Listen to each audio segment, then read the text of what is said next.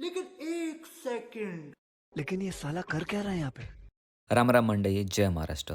सुरुवात केली क्लासिक इडली सांबारने. असं वाटतंय इडली सांबारला नॅशनल डिश घोषित केलं पाहिजे. वर्क फ्रॉम होमचं सेटअप एकदम भारी करून ठेवला होता. आणि जर बॅकग्राऊंड म्युझिक असं असेल तर अजूनच मजा येईल.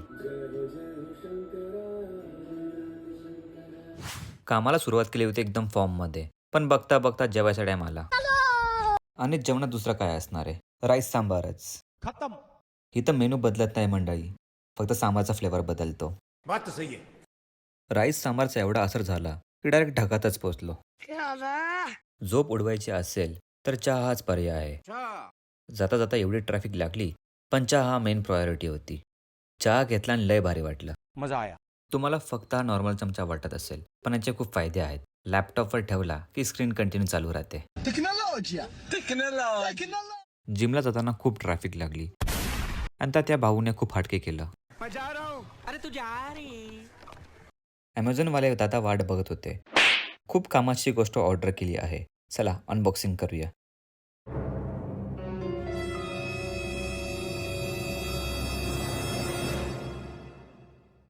ये क्या है?